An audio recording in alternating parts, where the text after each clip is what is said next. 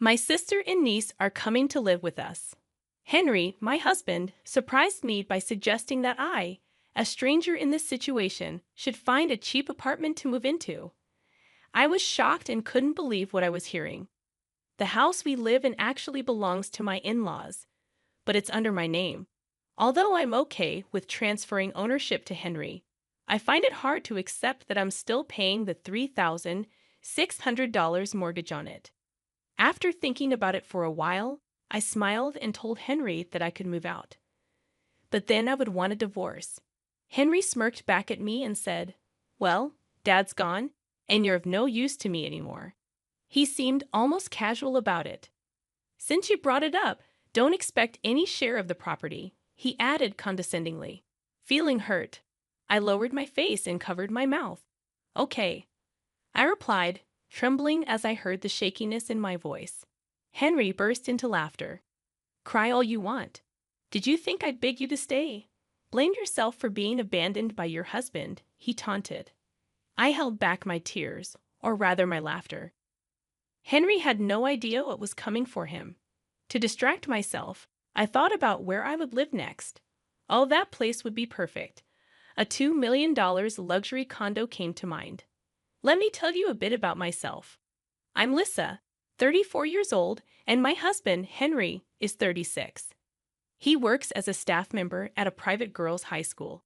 He's quite popular among the students, often receiving multiple gifts on his birthday. Whenever this happens, he acts like he's annoyed, as if to say, "Give me a break." Once I jokingly mentioned to him not to make that face in front of the girls who give him those gifts. He just clicked his tongue in response. "But why do they give them to me, even though I wear a wedding ring?" he asked. "It's nice to receive gifts from them," I reminisced, recalling my own high school days when I had a crush on a teacher who was 10 years older than me. Henry often warns about workplace scandals spreading viciously.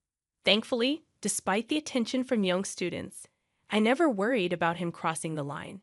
His earnestness probably comes from his father, who was also a teacher. We currently live with Henry's parents in their house. Our plan was to move out once we had kids, but unfortunately, that hasn't happened yet. I also work part-time, but we don't have much savings beyond what Henry brings in. Living with my in-laws is comfortable, and they're very kind to me. My main concern right now is my father-in-law's declining health. He's struggling to walk and can't enjoy his walks like he used to, so we bought a wheelchair to help him get out more. I switched to a morning shift at a bakery to spend afternoons with my in-laws. I don't have my own parents anymore, so I treasure my in-laws like they're my own. My parents left me some inheritance, but I still wish they were here. Henry has an older sister named Kelly, several years older than him. Kelly's husband works for a major company, and they have a 17-year-old daughter named Rachel. Henry and I got married a decade ago. Back then, Kelly, who was already working, often left Rachel with our parents. I've always been close to Rachel. She adores me like a real sister. Even though Rachel doesn't need to stay with us anymore, we still keep in touch regularly. On the other hand, Kelly and I never really got along. The first time I met her parents, Kelly's first comment to me was, "I thought he would choose someone cuter," and she laughed. Henry didn't defend me, and if his parents hadn't been upset with Kelly at that moment, I probably wouldn't have married Henry. I don't judge people solely by their looks. What's inside matters to me for marriage. Henry later said he valued what was inside, trying to make amends, but it didn't resonate with me. I felt his parents cared for me more, immediately getting upset on my behalf. That's when I decided I wanted to repay my in-laws for their kindness, since I couldn't do so for my own parents. Lately, Kelly often comes back home and talks with Henry and his parents, but she doesn't speak to me directly about it. Apparently, Kelly and her husband are constantly arguing, despite both working. She gets criticized for not doing enough housework. "Well, if I had a part-time job like Lisa, I could handle the housework too. But I work full-time," she snidely remarked, glancing at me. Kelly often compares herself to me, probably because her parents defended me when we first met, and Henry ended up defending me later. Lisa only manages because her mom helps her. If she were alone, she wouldn't cope at all, Henry chimed in, laughing. When our eyes met and my mother-in-law looked coldly at me, Henry quickly changed the subject. But Lisa is really trying hard, you know. She's been taking care of Dad since his legs got bad, ignoring Kelly's surprised look. I went to the bedroom, worried, and called Rachel. She said calmly, "Oh, that's just Mom being unreasonable." She could do household chores while Rachel was at school, but for some reason, she didn't. From what Rachel said, it didn't seem like she was being unfairly scolded. Henry generally sides with Kelly. Kelly is competitive with me, and it seems like Henry is competitive with his brother-in-law, who works at a prestigious company. But in my opinion, Henry is clearly losing. His brother-in-law contributes much more financially to his family. It's not about earning less. It's about how much of their salary they spend on their family. I don't know the exact details of Henry's income, and he doesn't seem to know or care about how much money I have or earn from my part-time job. I just wish he would contribute enough to live comfortably within his means. I don't even know what he does with the rest of his salary. Sometimes he comes home late, saying he's out with colleagues. Whether that's true or not, I don't know. But Henry, who dislikes being the subject of students' rumors, wouldn't cheat. At least, that's what I believed. Henry contributes $2,000 to the household. Normally, this would barely be enough to live on. This alone could be a reason for constant fights or even divorce. It's my family's house, so we don't need rent, right? But really, $2,000 is a bit. I suggested asking his parents to contribute to the living expenses. "It's not about that," he replied, seeming to not understand what I was trying to say. I wasn't asking him to support all three of us alone, but his words and attitude showed a lack of responsibility towards the family. "You can say such things after you have kids, like Kelly," he added, knowing it would hurt me. That's when I realized that my husband could care for his sister, but not his wife. Meanwhile, my father-in-law's legs were getting worse, and our house, surrounded by slopes, wasn't suitable for wheelchair use. "Why don't we move?" I proposed to my in-laws when Henry wasn't around. "We can use the money from selling this house, and I'll pay the remaining loan." My in-laws exchanged glances, but said, "You shouldn't have to bear such costs. You're already contributing more to the living expenses than Henry, aren't you?" My mother-in-law said apologetically. "It's okay," I assured her. "I have an inheritance from my parents. Using it for you would make them happy. By then, I may have lost almost all my love for Henry." Despite my growing concerns, I still liked my in-laws and wanted to continue living with them. We spoke to Henry, and we all agreed to move to a new house that we remodeled for accessibility. We installed handrails to make it easier for my father-in-law to get around. The new house is much more comfortable for him. In the old house, even going to the bathroom was difficult, but now he can move around safely. Initially, my in-laws were hesitant, but they agreed when I made one condition: to keep the new house in my name without telling Henry. They also didn't want Henry to know about my inheritance. "If Henry learns about your money, he'll rely on you even more." "We can't allow that," my father-in-law said, trying to protect me from Henry relying on my parents' inheritance. His concern touched me deeply. "I wish I was healthier and not such a burden," my father-in-law apologized. "It's not a burden at all. I look forward to our daily walks," I reassured him, which brought a warm smile to his face. My father-in-law had lost his appetite and weight since he couldn't walk much. I hoped the new environment would help him regain his health. I truly wished for it from the bottom of my heart. During the visit, Kelly exclaimed, "Wow, what a beautiful house," as she walked around without restraint. She tapped on the handrails and commented, "But these handrails are in the way. They ruin the look." "I think my father-in-law's safety is more important than how it looks," I replied. She didn't like my response and just snorted, saying nothing more. "We always keep the toilet seat up to make it easier for my father-in-law." Despite explaining this to Kelly, she keeps closing it. No matter how many times I explained, she wouldn't stop. Once I heard a loud crash from the bathroom. My father-in-law had fallen while trying to open the seat. "I've told you not to close it." I said sternly to Kelly while helping him up. I couldn't forgive her this time, even as she was my sister-in-law. Thankfully, he wasn't seriously hurt. But leaving the toilet lid open is unhygienic, isn't it? And it's not good for Dad, Kelly argued. That's not the point, Kelly. Do you want to hurt Dad? I responded firmly. This time, it was my usually calm mother-in-law who became angry. Mom, Kelly didn't mean any harm, Henry interjected. Exactly. It's an exaggeration to say I would hurt Dad, Kelly laughed. But my mother-in-law's anger didn't subside. Get out right now, she demanded, driving Kelly away. For a while, we could live in peace, but my relief was short-lived. Soon after, we discovered that my father-in-law had cancer. It had already spread throughout his body by the time it was found, and there was nothing we could do. He passed away just 6 months later. After the funeral, I overheard a shocking conversation from the living room. Now that Dad's gone, this house will be yours, right? Henry speculated. I wonder. Maybe it's left to Mom when mother-in-law's face tensed up. But it's good he didn't suffer long. Caring for him would have been hard, right? Henry added callously. Well, yeah, but we have a handy housekeeper here, he continued, which shocked me. I quickly grabbed my mother-in-law's wrist as she moved to open the living room door, shaking my head to signal her not to show her anger. Maybe Rachel and I should move in too, Kelly said cheerfully. Inside, I'm sure I looked as angry as I felt. I had another reason to be angry at Henry. While preparing for the funeral, I found receipts from questionable establishments while organizing his suits. There were several of them in his bag, with addresses far away. He probably thought they wouldn't be traced back to his school or the students. The thought of him using the money he didn't bring home on such things infuriated me. By then, I was already planning how to confront Henry and possibly kick him out of the house.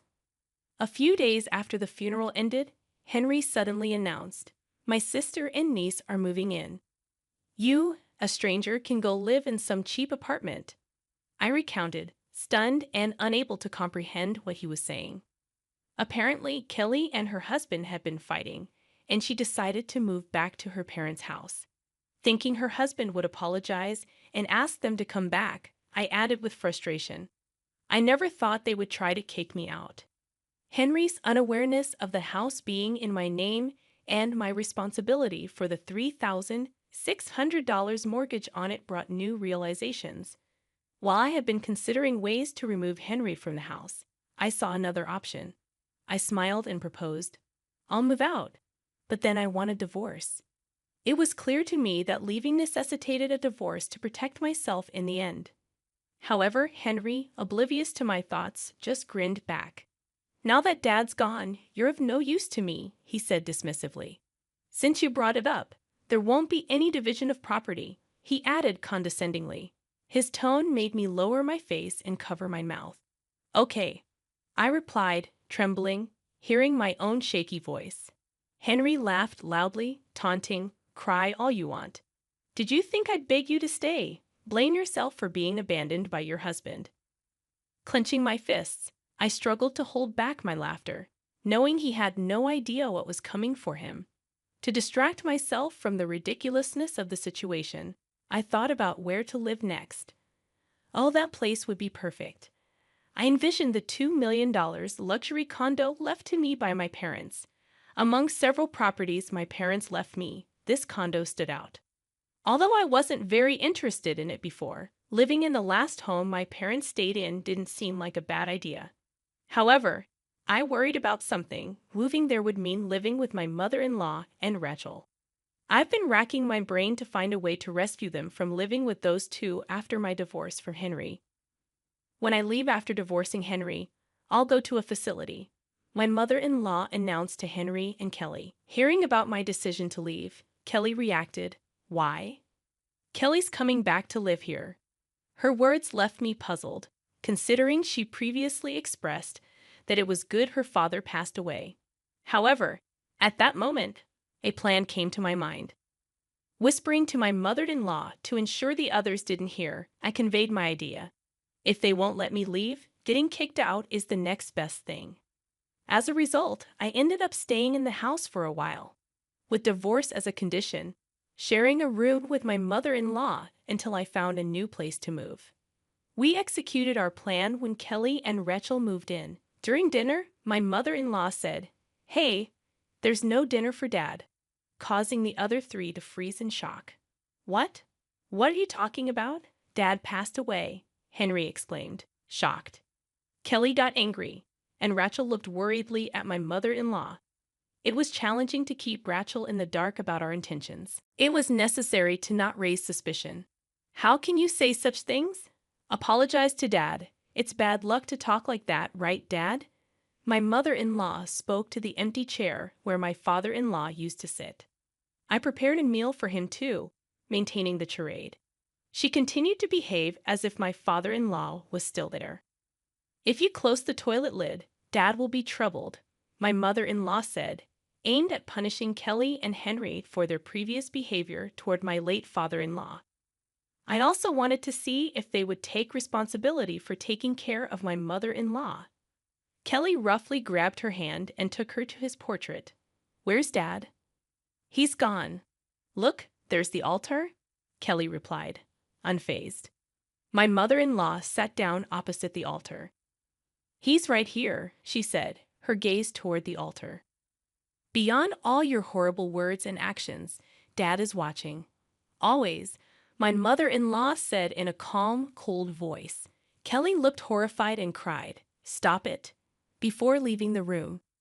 As expected, Kelly was the first to crack. "Mom's gone, silly, but the doctor says there's nothing wrong with her, right?" Henry whispered. "Yes, she acts completely normal in public and in front of the neighbors." "It's driving me crazy," Kelly replied.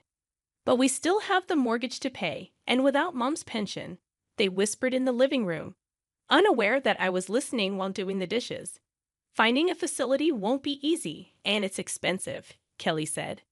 "Can you afford it?" Henry asked. "Of course not."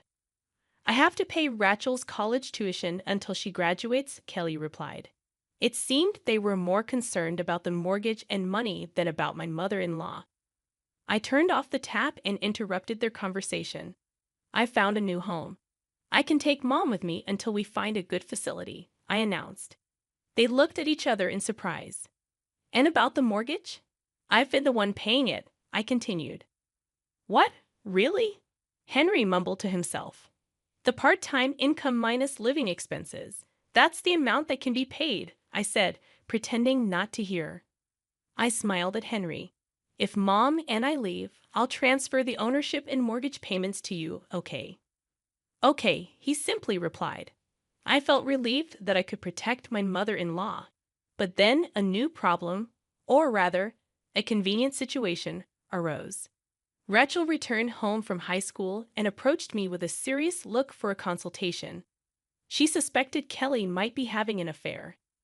Apparently, one of Rachel's friends saw Kelly walking arm in arm with a man in a suit at night, someone different from her husband.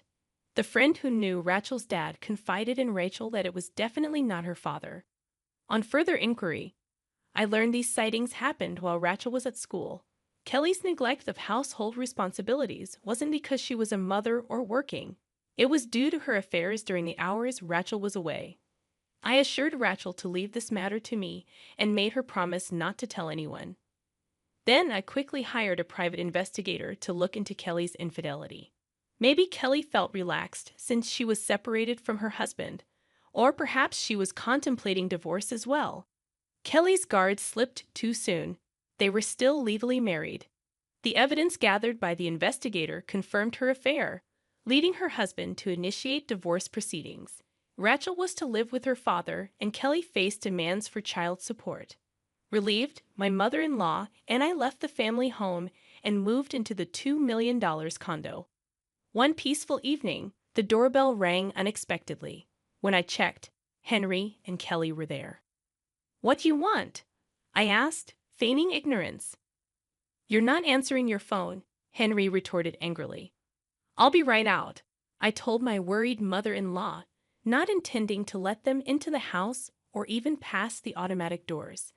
I thought I'd let them off the hook if they had stayed quiet. Sighing, I went out to the entrance hall. "Let's not talk here," I suggested and drove us to a nearby cafe. In the car, Henry kept asking, "How can you afford to live in such a fancy condo?"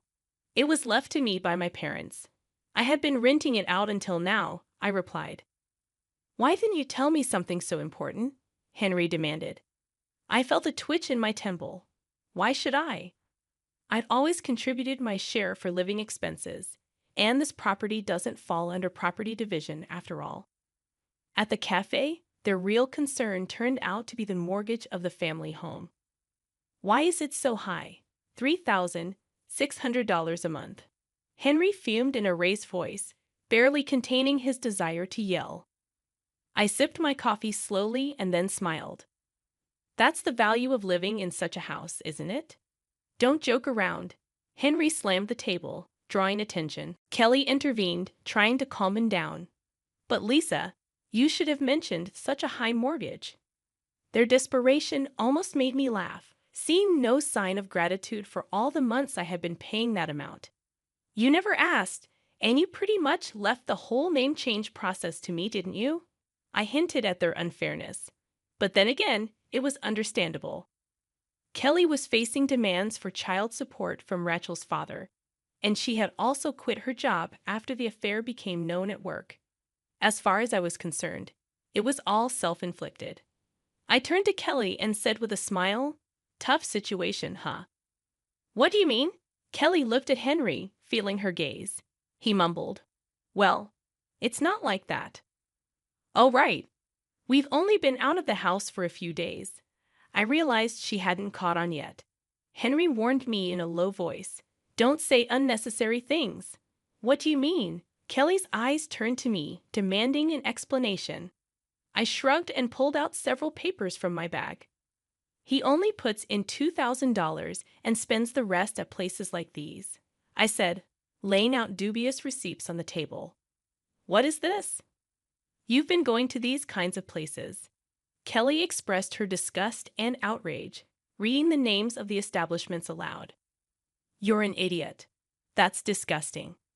Kelly's outburst, after tossing away the receipts, seemed to hit a nerve with Henry. "What are you talking about? You're the one who's disgraceful, having an affair with a colleague." Their ugly spat unfolded right before me, making me want to tell them they were both equally to blame. As they argued, I quietly observed, sipping my coffee. Judging that a complaint from the cafe might be imminent, I spoke to Henry. "Oh, right. Sorry about that," I said, prompting him to stop arguing with Kelly. There was a sense of alertness in his tone, recognizing that he should be cautious. "What?" he asked, sounding probing. "I forgot to mention there's a popular recreation center near this cafe," I replied. "Huh?" They both looked at me puzzled, not grasping my point yet. "Many students hang out here after school," I whispered to Henry, leaning in. "See familiar uniforms everywhere. I wonder how many of them are here." Suddenly, Henry stood up with a loud noise, noticing the gazes of the girls around us. I could hear their giggling. My choice of this cafe had finally sunk in for him. "Just so you know, I didn't raise my voice," I said calmly, standing.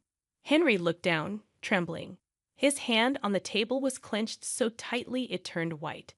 "Thanks for embarrassing yourself. School tomorrow should be interesting," I added, grinning at him. He collapsed to the floor in defeat. Eventually, the family home was put up for sale, and Henry and Kelly moved to an old small apartment. Kelly struggled to find a new job, and Henry resigned from the girls' school. Apparently, there were complaints from parents about inappropriate staff members. Even if the phone call hadn't come, Henry would have likely resigned, but the call spread the rumors even further. The reason I knew about this was that one of Rachel's friends attended the school where Henry worked and shared the news. As Henry feared, the story spread wildly. Hearing this from Rachel, my mother-in-law shook her head in disgust, and I couldn't help but laugh. Once Henry and Kelly came begging for help, relying on my inheritance and my mother-in-law's pension. They apologized profusely, but I quickly sent them away, saying there was no need for apologies. Now I continue to live with my mother-in-law, and Rachel often visits our condo. She loves the view from the windows as much as I do. We spend our days looking out at the vast sky my parents once admired. With the curtains wide open, we enjoy our meals feeling on top of the world. I cherish this life, hoping to show the filial piety to my mother-in-law that I couldn't show to my parents.